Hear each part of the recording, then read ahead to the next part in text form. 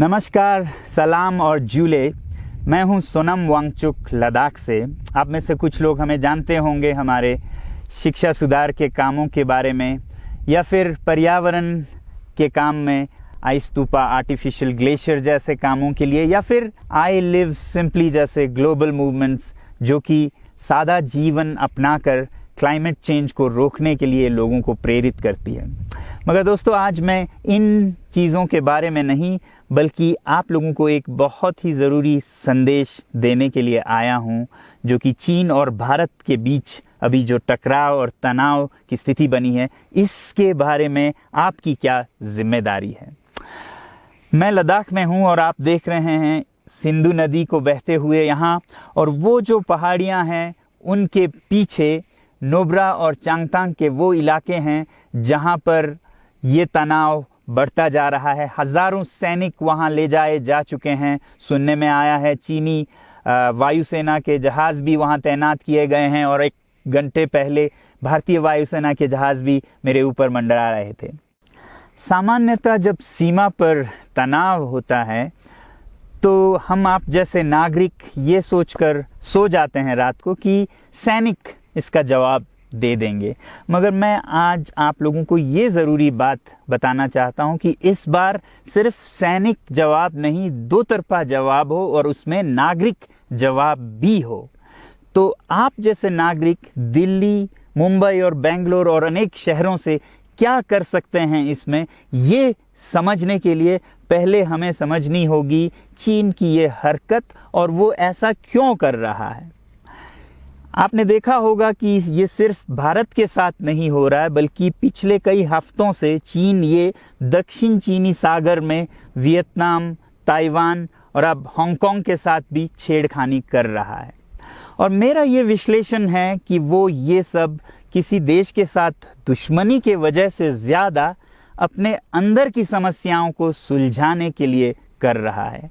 आज चीन को सबसे बड़ा डर है तो अपने जनता से डर है। उनकी 140 करोड़ की आबादी, जो कि एक बंधुआ मजदूर की तरह बिना मानवाधिकारों के चीनी तानाशाह सरकार के लिए काम करते हैं और उसे धनी बनाते हैं। जब वो नाराज हो जाए तो फिर एक क्रांति की सी परिस्थिति बन पड़ती है, और इससे चीन बहुत डरता है।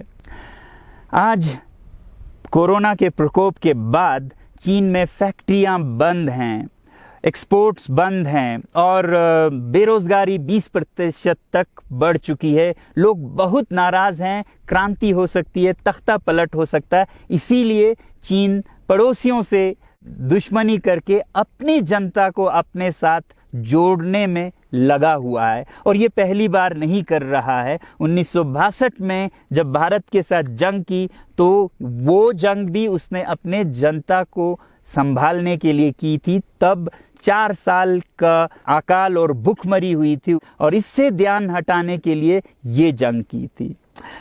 चीन के लिए अपनी जीडीपी और जो खुशहाली है उसे बढ़ाते रहना बहुत ही ज़रूरी है, और जिस दिन जीडीपी घट जाए वहाँ की जनता क्रांति के लिए तैयार है। मैं तो कहता हूँ कि इस बार भारत की बुलेट पावर से भी ज़्यादा वॉलेट पावर काम आएगी, जो नागरिक पैसा खर्चते हैं चीन के सामान को खरीदने में। ज़रा सोचिए, हम आप भारतीय उद्योग को मारकर चीन से मूर्तियों से कपड़ों तक हर साल 5 लाख करोड़ के सामान खरीदते हैं, और फिर यह पैसा आगे जाकर हमारे सीमा पर हथियार और बंदूक बनकर हमारे सैनिकों के मौत का कारण बन सकती हैं। तो इसलिए अगर हमारे देश के 130 करोड़ लोग और 3 करोड़ जो भारतीय बाहर के देशों में हैं, सब मिलकर भारत में और बल्कि दुनिया भर में एक boycott made in China movement या अभियान शुरू करते हैं, तो आज दुनिया भर में चीन के प्रति रोष है। हो सकता है कि सारी दुनिया साथ आए और इतने बड़े स्तर पर चीनी व्यापार का बॉयकॉट हो कि चीन को जिसका सबसे बड़ा डर था वही हो, यानी कि उसकी अर्थव्यवस्था डगमगाए और उसकी जनता रोष में आए, विरोध और तख्ता पलट। और अगर हम ऐसा नहीं करते हैं तो कितनी बदनसीबी की बात होगी भारत के लिए, ज़रा सोचिए। एक तरफ हमारे सेना सीमा पर जंग लड़ रही होगी और दूसरी तरफ हम आप चीनी सामान, मोबाइल से लेके कंप्यूटर्स, कपड़ों से लेके खिलौनों तक को खरीद कर उनकी सेना को पैसा भेज रहे होंगे, चीन की सेना को। ये तो हुई हार्डवेयर की बात। दूसरी तरफ हमारी युवा चीनी सॉफ्टवेयर, एप्स, गेम्स जैसे टिकटॉक, शेयरिट, इन सब में मस्त, उन्हें दूसरी तरफ से करोड़ों करोड़ों का पैसा भेज रहे होंगे। तो इसलिए बहुत ज़रूरी है कि हम एक नागरिक जवाब ज़रूर दें और इसे एक अभियान बनाएं, ग्लोबल मूवमेंट की तरह। ये बॉयकॉट मेड इन चाइना का जो अभियान है वो भारत के लिए भी एक वरदान साबित होगी।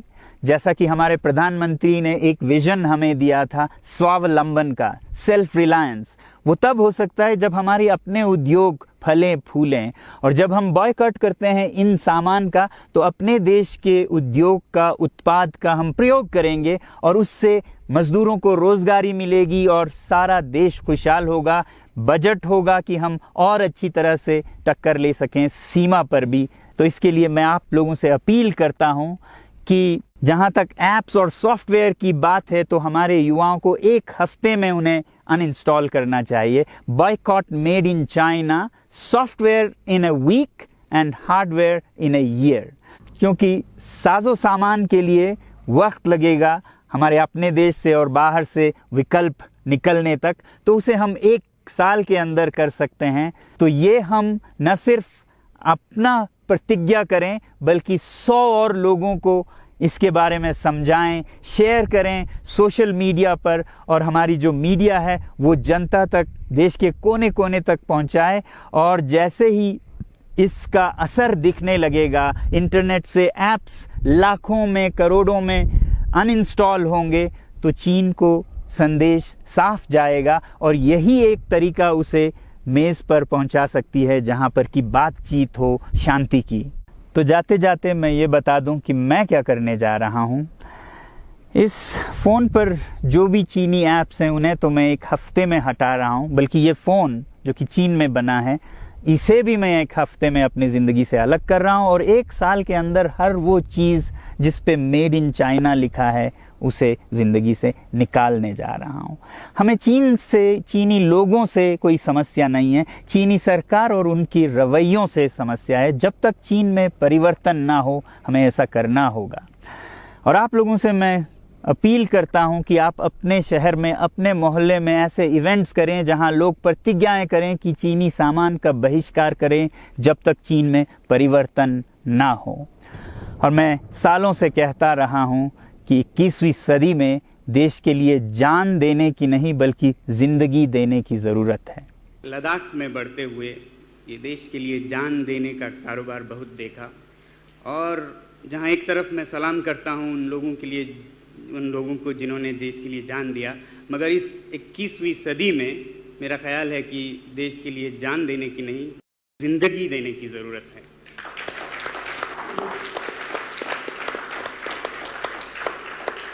तो आप भी निभाइएगा अपना रोल। जय हिंद।